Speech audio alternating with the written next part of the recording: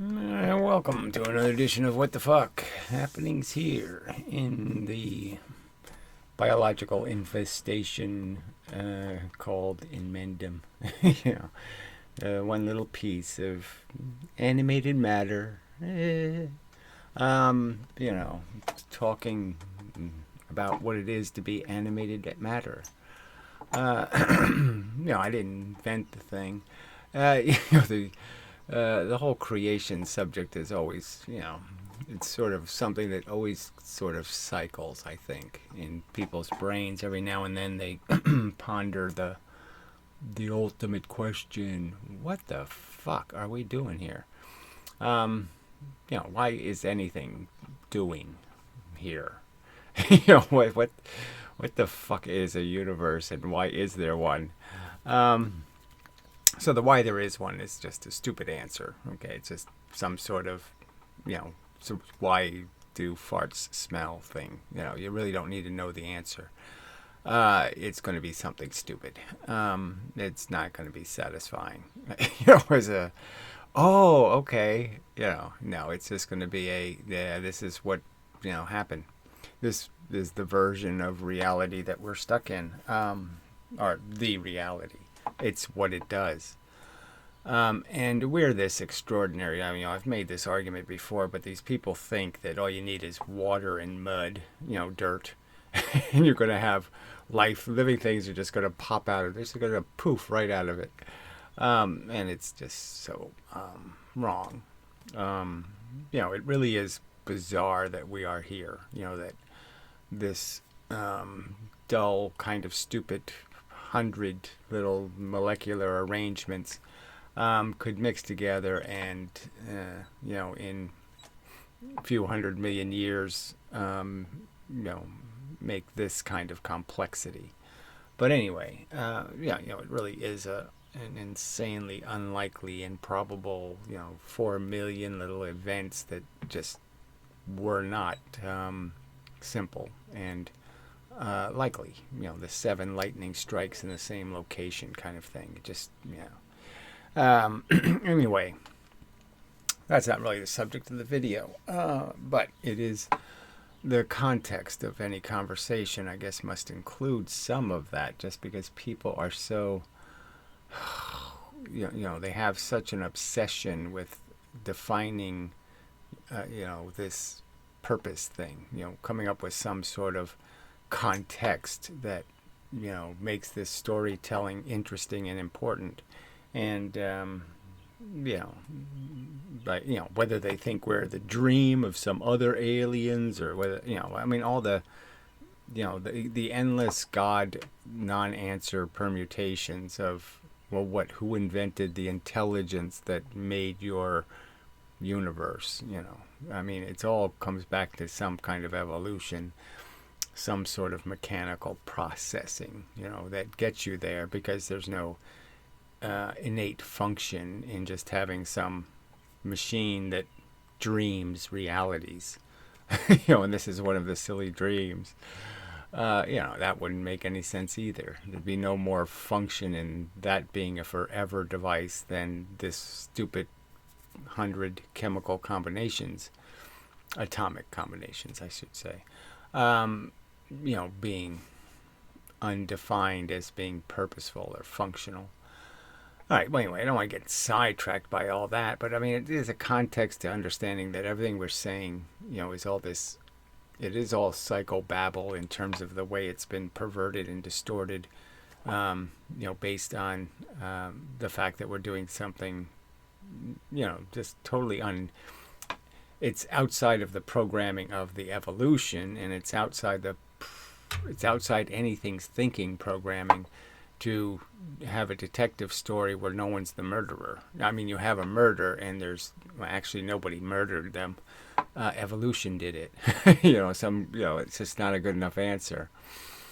You want to be able to point your finger at some doer that doed it, rather than some process that processed it.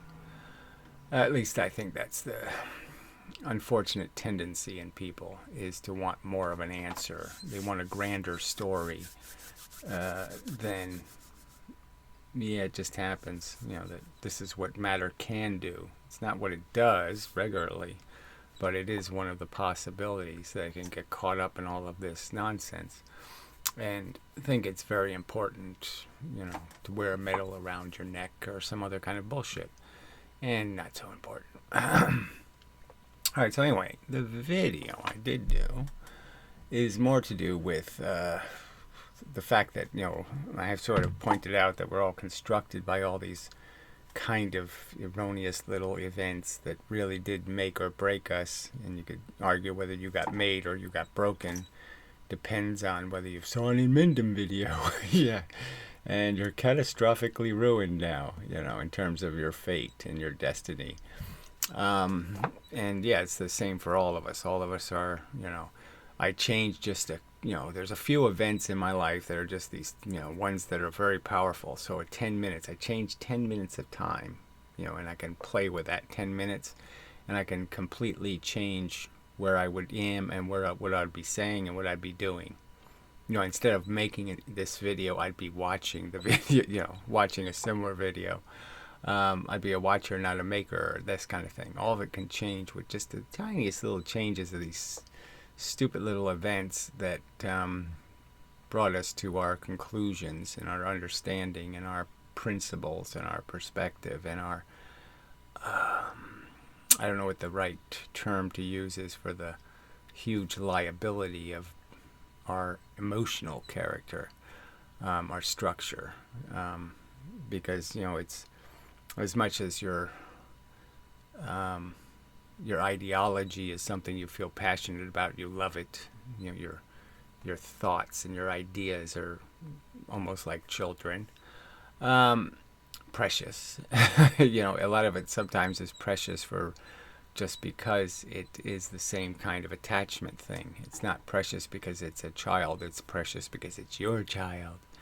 That kind of disgusting unfairness and corruption, to a fair trial and a fair evaluation. I mean, I don't think any of us would be above, you'd be a different lawyer if it's your parents on trial or somebody else's parents on trial, right? That kind of thing. You just can't be fair, as much as you might think it's a nice ideal. Just this visceral crap gets in the way. These sensations of attachment and appreciation and aversion and repulsion,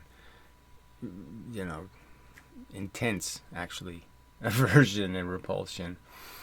Anyway, so the video is more about the fact of how all this stuff drives us into an inability to communicate in the end, because of all the lines and defenses and weapons that we create around ourselves and project, and it's very difficult to communicate with other human beings because of this capacity for us to add up these simple facts and come up with a simple description of what you could just call it an ant farm, and you're just going to describe the ant farm and what the ants are doing. And we all shouldn't come up with these wackily different explanations for what the ants are doing. I mean, it's kind of obviously, that one's wanking, and that one's licking something, and that one's doing this. And I mean, it's, you can sort of just see what they're after, and what the game is, and what game they're playing. And yes, for us it's a little more complicated, and we don't. It is changing in the sense that everybody is sort of getting outed by the fact that the little bit of accountability there is. I was always kind of a fan of cameras everywhere and everybody having to be a little bit show a little bit more consistent integrity. Not having opportunity to cheat, because people are cheaters. It's kind of it's a tool that humans have. Let's just put it that way. It's an available tool, cheating, and part of the scheming set of tools. And so we're all vulnerable to. I think we're all vulnerable. I certainly don't put myself as being immune to being capable of cheating. Under the right circumstances. Well, I'm just saying under circumstances. I mean, it's just I have a great deal of appreciation for doing things honestly and winning honestly. But yes, in certain circumstances, if there's enough money on the table and I can secure a good enough win, a victory in the war, well, yeah, then you cheat. You shoot the guy in the butt. You give him a chance to turn around and shoot you first. That kind of thing. Anyway, so that's all. I don't know what use that is, getting to the point of the video, which again, the video is just sort of about the fact that there's this, these events in life that teach you some profound lessons, and some of the events are, I didn't say this in the video, but some take decades to build up to, and then some are just that fast they happen. Once you've experienced it, you learned your lesson. It's like the near car accident can have a profound effect on you. So you coming close to having a car accident might teach you more than actually having an accident.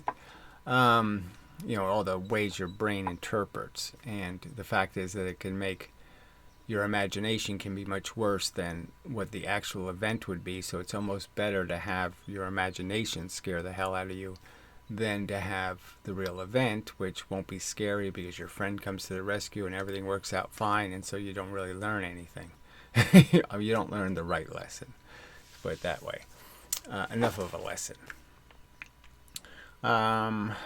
So I guess I'll just play the video, see where it goes. It's got a lot of crap in it. It's sort of anecdotal. Just about thinking about the different things that were mechanisms that made reality easier for me to see anyway. And I would argue it is reality. There is a truth. There's a I say it in the video, but there's a 2 + 2 = 4. Two-ness plus two-ness equals four-ness, and it's just a fact. And there's no perversion of it into some other possible answers. There's only this one answer to the certain questions, and the other answers are bullshit. And there's a lot of them, though, millions of them. And people doing what I'm doing, I guess what you're trying to show is the huge distinction between the silly made-up answers and the unpleasant but very securely true arguments that can be made in defense of the right answer. Yes, 4 is boring, but yes, that is the right answer. All right, something like that anyway. So leave us see what I say. Where's the play button? Oh, it's somewhere. I wonder where it is. Oh, it's probably off the screen or something. No. That's funny. How do I play the video? There's got to be a... Oh, here it is. This whole role to play thing. Too loud. And so we really don't have that kind of society anymore where you can kind of see the mech...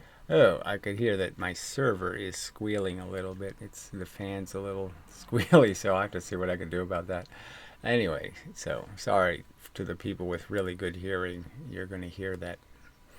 So what was I saying? I don't remember. Mechanism of a society like... Oh, yeah, so I was just kind of pointing out that how, the ant farm analogy into this whole idea of understanding your role to play in a society. And how in the past, you could see the easy roles. You're a blacksmith, you're a seamstress, you're this, you're that, you milk cows, you do, all the things you have, easy roles to play. And how our civilization has gotten so much more complicated, and nobody really is, important or useful or vital anymore, and there's so much dead wood. You'd have a village, and you need a doctor. Okay, so we'll move ahead.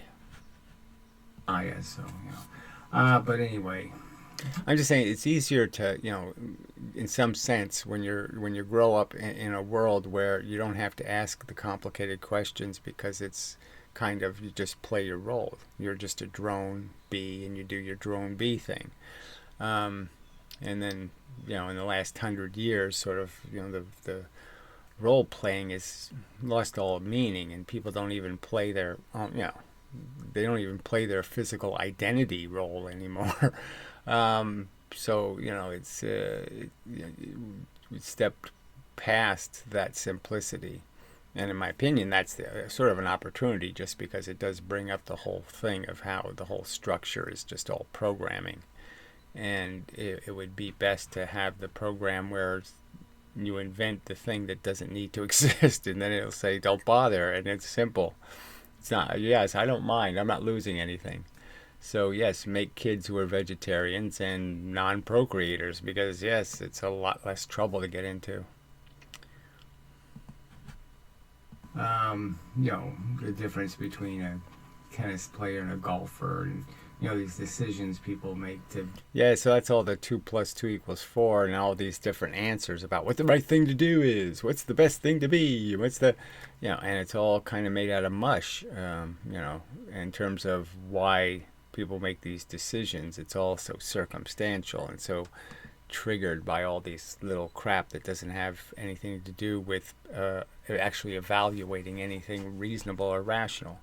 So it's all just a happy or sad accident, kind of thing. Oh yeah, back. Anyway, yes, jump ahead a little bit. So again, anyway, you know.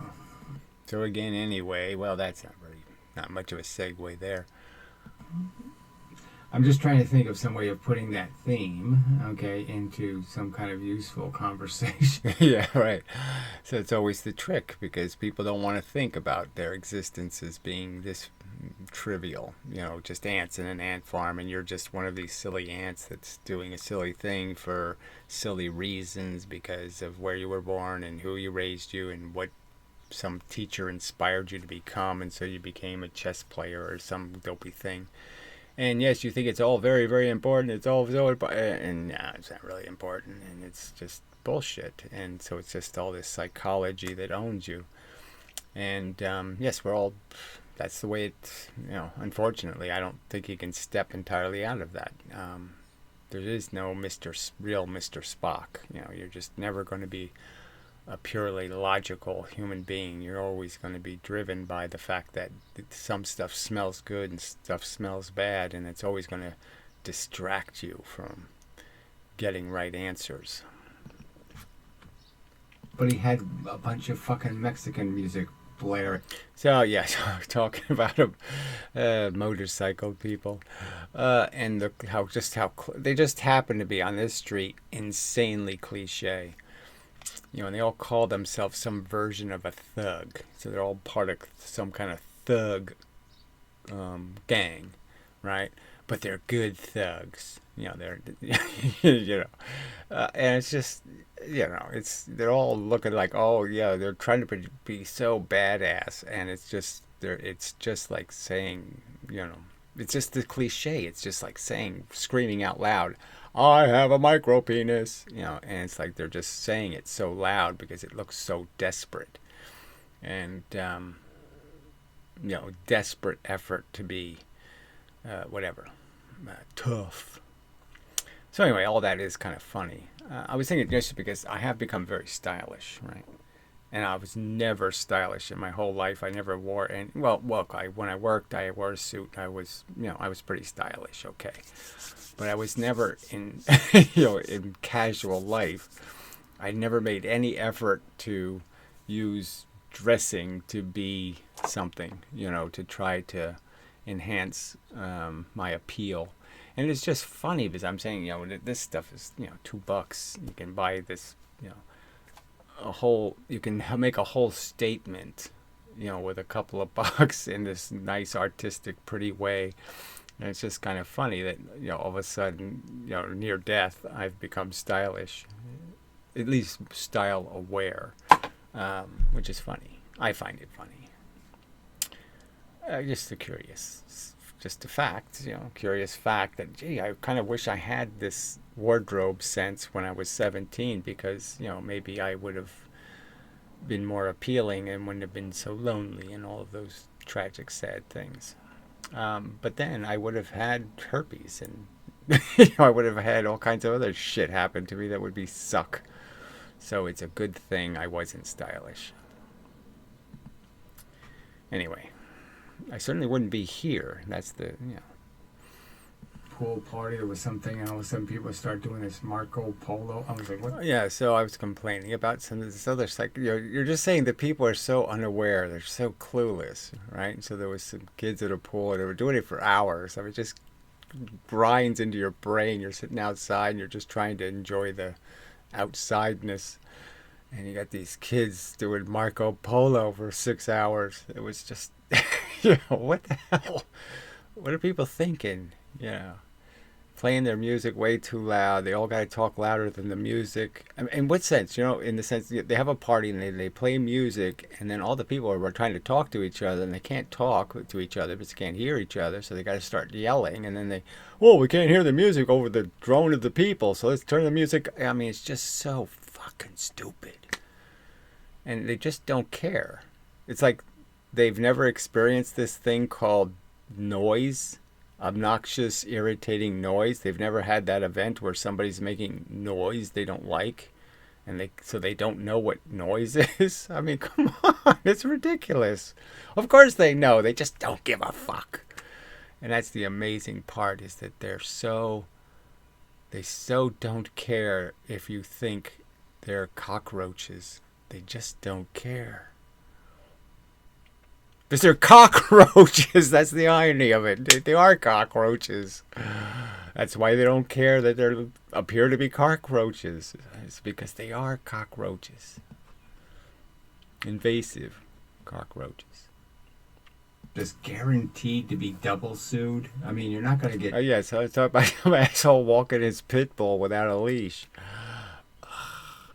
God, how out of touch with any part of reality do you have to be not to realize, oh, come on, yeah, I've heard enough of those stories. And yes, if the dog does a 1 in a million thing, you're just opening yourself up to some kind of insane liability, where you could at least put the leash on the dog and then pretend to let go of the leash. Something. But, I mean, no leash on a pit bull walking down suburban streets is just so fucking stupid. You're just saying, no, they should just shoot that guy, right? I mean, the government should just pull up next to it. Boom. Fuck you. Too stupid. Fuck you. Too stupid. It should be a real crime in the Constitution. There should be some, Article 76. If you're too stupid, we can shoot you. Fuck. Broad daylight on the street, and they're just looking at... Yeah, so then there was these little punks, right? And they're like nerdy kids, and they're doing little punky stuff, okay? So they're coming down the street, and they're making this way excessive noise, talking about each other's butts or something. And, and then they start doing this pranky stuff as they're going down the street, banging on people's doors and running away. And then when they're coming back from the 7-Eleven, they throw in litter, and then they start throwing litter on top of people's cars. And you're just like, what the fuck is that? I mean, what, there's just no excuse for it. You know what I mean? It's like when I grew up as a kid, okay, you had this sort of mischief thing happened, and it's sort of like a commentary on society, and you're fighting the Vietnam War by being, that kind of thing. So there was a certain... way you could image dissidents, antisocial behavior as something useful. But there is nothing useful about it anymore. I mean, now it's just blight. There's no way to consider it anything but just, you're too stupid. You were raised by somebody way too stupid to be having children. That they haven't informed you that you're pus. If you're going to just be pus, then people are going to try to shoot you with penicillin. Yeah, fucker. No. We're just not singing good enough or dancing. All right, so that's just the theme of yes. There's no. I mean, if you just look at what humans are doing, they're all caught up in such a pile of nonsense. They're all chasing silliness, panicking about stuff that couldn't possibly matter. Blah blah blah blah blah, and it just for what? And the price is insane. So I think I brought up like a serial killer and certain things about just these horrible things that have happened to people, and you just you can't imagine that the whole human race could produce anything that would justify imposing that event on some individual.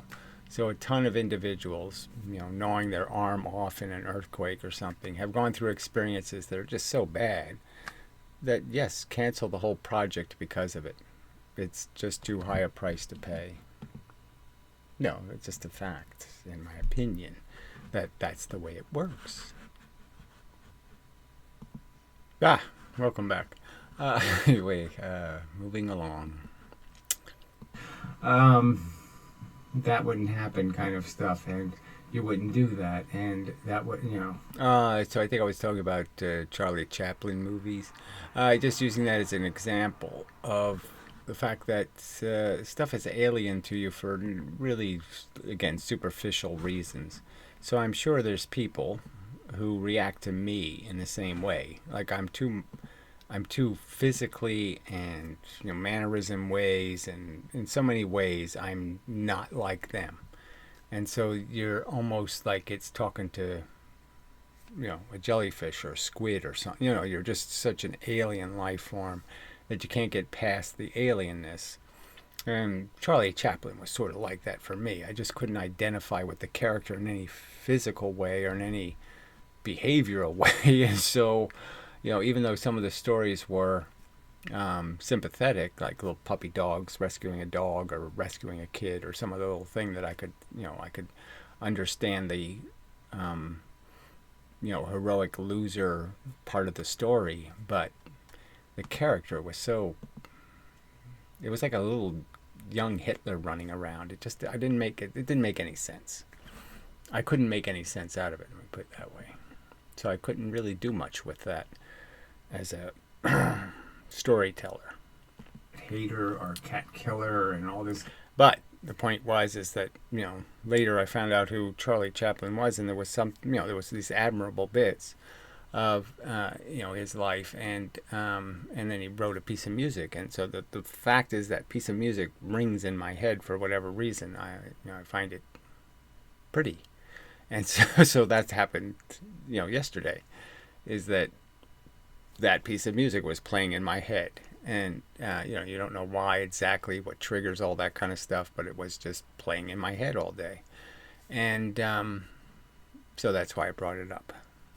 Because the truth is different than the book cover kind of thing. And, so then I sort of was talking about how, people just, you end up with a reputation stated by the media says, and then you find out the truth isn't that.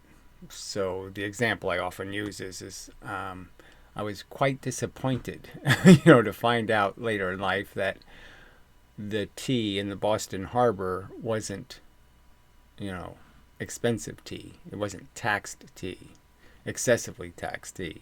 It was actually cheaper tea, and it was just a trade war, and it just made the whole revolution a lot less. It really was about we want the money.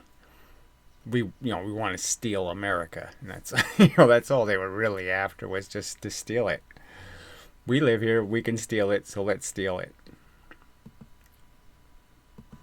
It occurred to me to shoot a bird, and I just that's a bad story. So yeah, those moments in life where you just so humiliate yourself, and you just have such a dark. It's the dark experience that doesn't it doesn't involve being injected with cancer, but it's a profound little event in your maturation and your appreciation of who you are and what you're capable of, and all that kind of stuff. And so yeah, it was just one of those profoundly disappointing moments in life, kind of thing. Very disappointing in me, my gross failure. Very late though, so so it's anyway, they gained perspective. Okay, let's just say that. And so some of my parents, I believe, in the sense that yes, they stepped into a bunch of mess because they just didn't think about it, blah blah blah blah blah, and with a little bit of hindsight, they could see their role playing, and that this is and it just wasn't a well constructed meal, kind of thing. It was too reckless and sloppy, and it poisoned, in the end, kind of thing. And they could understand, that's the trap of life. So yes, you do gain perspective with age. And, I think the survey says, what people are going to say on their questionnaire when they're 25 or 30 is going to be a lot different than what they say on the questionnaire when they're 65. Okay. But unfortunately, it's hard to get to the 65 audience, and it's hard to get them motivated to, say anything to the 25 audience because of the whole generation gapping thing, where too much of what they might have to say is caught up in a bunch of their own narrow traditions that they didn't grow out of. And so too much of it is garbage, so they can't be trusted. You can't trust old people because they have a lot of their own agenda still stuck in their heads. Old, archaic agenda. They just don't move with the times, kind of thing. The the movie really was, it was kind of well done. All right, so I was talking a bit about movies and, the fact that they have, even ones where the direct story doesn't tell you anything. There's moments in the movie that are just so perfect that, they illustrate some point and they make you think and give you some appreciation for some aspect of either, humility or empathy or the fact that it's hard to actually do the right thing. And I could make the point that you could have some movie like Groundhog Day, where you're repeating a day, where you could have some kind of movie where you do that kind of thing, and then you make the point that to have your good life, a bunch of other people had to have a crappy life. So you could illustrate the difference between, well, if this guy won the gold medal, what would have happened? If this guy won the gold medal, what would have happened? And you could compare these different outcomes. And the fact is, there was a guy who it was really the best for him to win because it saved the most people the most amount of grief, you could argue. It solved the most human problems. And it's just a fact that that's the way it should have turned out then. The guy should win it who needs it the most. It's just a practical fact we're stuck with. Round up the dead people into potato chips. Well, that isn't so frightening. So now I was talking about Soylent Green and the difference between the book and then the movie, in terms of impressions. And because I was, it was years later, and the whole story was almost upside down, and the movie did the right to die thing so well that even if they had, there was almost no way to destroy it just because of that good piece. So even if the price of a graceful exit was sleeping on top of each other or something, in sandwiches, whatever, some kind of horrible, blighty civilization, you'd almost say, well, it's a fair bargain.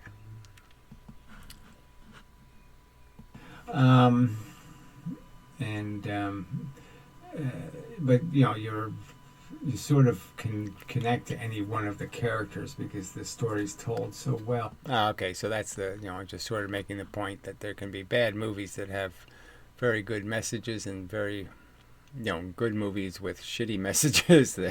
Well, anyway, it's all in pieces, it's all just about what it adds up to, and appreciating what you can glean out of it. And, I mean, I guess I'm making some generically silly argument that, any shovel is useful, even if it's really tiny. It does something. Enduring. Oh, so that just reminds me. See, those stuff pops in your head. You say the word worst or something, and then a guy called Desert File, Oh, yeah, so I was talking, a bear that got hit by a car, and I'm just pointing out, it's just such a, it's just so bad that, what organisms and what human beings have, what the price being paid. It's just such a high price. Okay. No, I'd say that, yes, I'm still a bug. Okay. I mean, I can talk better than my bug nature. But my real life is still. Yeah, so that's the sort of one of those things they call a duality, where we're stuck here with the fact that we can do intelligence, but it always has to be done in the context of all the bullshit, that all the emotional bullshit, all the conditioned bullshit, all the unfair prejudices that we have, and so it taints it, and it makes it more difficult to do intelligence, just because of all that distracting crap, all the reactions to the crap that doesn't matter. Yeah. Truck, no muffler. And some of these trucks, they make them like, Plymouth, Dodge, whatever. They've always made their trucks louder than necessary. And you're just saying, why? Why do they do that?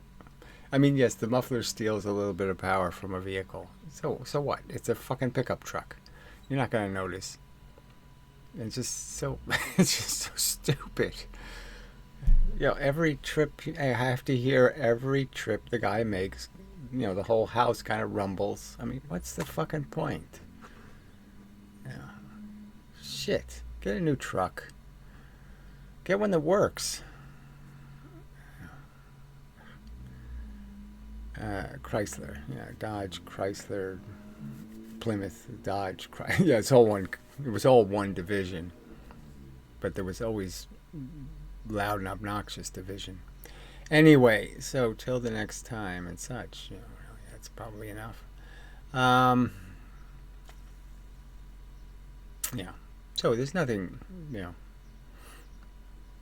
I'm just still dealing with this argument thing, and I'm sort of making the point, though, that I know I'm built out of just a few little snippets of a story, little pieces of a story, and little tiny afterthought kind of thoughts. Like an afterthought I had, like Romeo and Juliet was this sad romantic story. I was always kind of romantic, blah, blah, blah, blah, blah. And then I realized, no, it's the best ending possible. Not possible. I mean, they could have had a more graceful exit than having to stab and poison. That's not the best. That's rather rough. But they had no future. The future was this doom of kids and crap and yuck. It wasn't going anywhere romantically. Yeah, but in the sewer. So from my perspective, I just, it's like somebody giving you a free vacation, but it has this clause that you have to, do their laundry for 20 years. So you get 2 weeks of paradise, and you only have to do his laundry for 20 years. No, I don't want the deal. No, thank you. I'll take a pass on that. All right. So anyway, enough of a video. So, hair out of place. Anyway, so till the next time and such and so forth and whatnot. And working on it. So whatever. See if I can make, a video that isn't too stale and and pontificating and yeah, it's that has some. So that's the great thing about movies. It has all this prettiness. Okay, to what did I just do? Scenery and other stuff.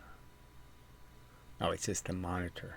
Okay, I just thought I wiped out everything. So there's all this little annoying crap, right? So my computer monitor, it's an old Dell thing. Anyway, the other one used too much electricity. So anyway, but the on off button doesn't work on it anymore. So I have to unplug it. And I just haven't made a switch for doing that. Anyway, so I hit the plug, and so I thought the video got ruined. Anyway, it doesn't really matter. It's not your problem. So enough of a video. But yeah, that's what I'm working on, is just trying to construct a fun, horrible message. Totally annihilating of all hope and reason to live. But in a fun way. Yeah. No, not easy. So, till the next time and such. So forth and whatnot.